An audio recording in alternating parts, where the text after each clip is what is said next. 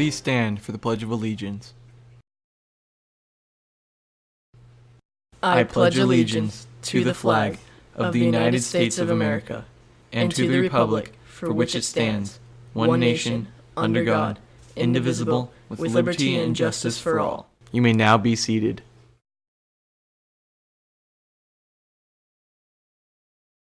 Good morning, Cats, and welcome to this very special edition of West Range TV. In honor of Teacher Appreciation Week, I'm hosting with one of my favorite teachers, Mr. Blaugrund. So are you excited to host today? Ananya, what I'm really excited about is the opportunity to tell every West Range student that a lot is 2 words, not 1, 2 words. In today's show, we'll get to see how one West Range student is following his passion for music as he goes to college and embarks on his future career. And after that, we get to catch up with one of our spring sports, and Mr. O'Brien will teach us more about a word that I don't even know how to pronounce. It'll be great, as long as Mr. O'Brien is not relying objectively on atavism or sycophancy to coerce his subordinates to acquiesce to his altruism. I'm your guest host, Mr. Blaugrund. And I'm Ananya Marothra. Today is May 8th, 2019, and West Range TV starts right now. We're smashing mics in karaoke bars. You're running late with half your makeup on. This method acting might pay our bills, but soon enough they'll get it from all the film. I love this feeling. Welcome back.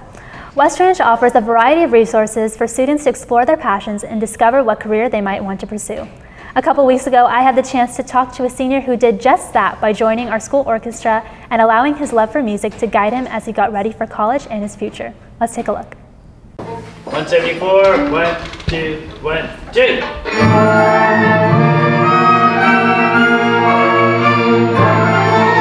Phillip Suwandi, a senior at West Range, first started playing cello in 4th grade, and his passion only grew since then. Even though it was challenging at first, Phillip never stopped working to improve his craft. I realized over the years that there's no being the best at cello. I started, loving the instrument and the art of music.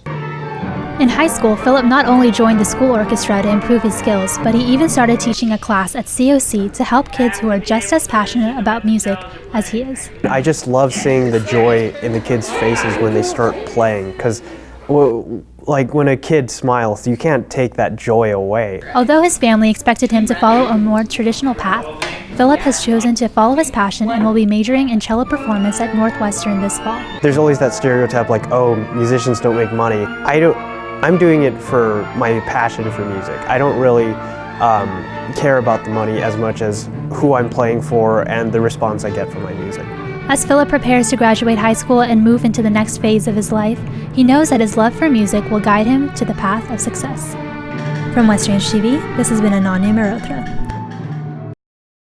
Thank you, Phillip, for sharing your story with us. Although not everyone is preparing for a career in cello performance, it is still important to plan for your future. Make sure you turn in your application for the Canyon Theater Guild Scholarship by Tuesday. If you are looking for ways to get involved on campus and are interested in learning more about journalism, you may want to join the Paw Print. You can pick up an application in room 212 and the deadline is Friday, May 10th. With golf and softball in full swing, another one our sports are striving as they advance in CIF. Our reporter Hannah had the chance to talk to a couple of members of our boys volleyball team about their CIF games. Hannah? That's right, Mr. Blaugrund. The boys volleyball season isn't over yet as they are headed to CIF semifinals. So Tristan, what are you going to miss most about the season? I'm going to miss playing with my handsome teammates, especially Colin Murphy. And Johnny, what makes today's match so crucial? If we win today's match, we have a spot in the CIF finals on Saturday and a spot in the state playoffs. Thanks so much for coming down, boys, and good luck tonight. That's all for me. Let's take it back to the hosts. Thanks, Hannah. Now it's time for my favorite part of the show, an English lesson from someone who actually knows what he's talking about. Here's my fellow AP Lang teacher, Mr. O'Brien, with another word of the week. Let's take a look. Perspicacious, having a ready insight to the way things truly are. Observant, wise, perceptive. One of the reasons this is the word of the day is simply because of how it sounds. A 4-syllable word with wonderful sibilants.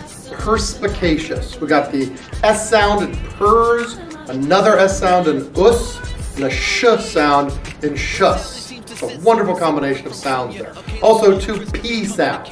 starting the word with a puff of air, then getting another one midway through. It's a word that makes you feel good just to say it. As to its meaning, it covers some ground that other words don't quite cover, at least not in a single word, and those words are the best, aren't they? Having a ready insight as to the way things truly are. Seeing quickly and easily that which others either cannot see or only see after much effort, and even then, perhaps not as clearly. Obviously, I'm using see metaphorically here. I don't mean to suggest perspicacious means having to do with eyesight. That kid who sits next to you in math and understands what Mr. Burrow means when he talks about quadratic equations the first time it's presented to her and is able to get right to work is perspicacious. The friend who understands your problem with your boyfriend right away and knows just what to say to comfort you. This is perspicacity. Thanks for listening. Thanks, Mr. O'Brien. That was exemplary. That's it for today's show. Stay tuned tomorrow for an update on some more of our spring sports. I'm Ananya Marothra. And I'm Mr. Blaugrund. Have a great day.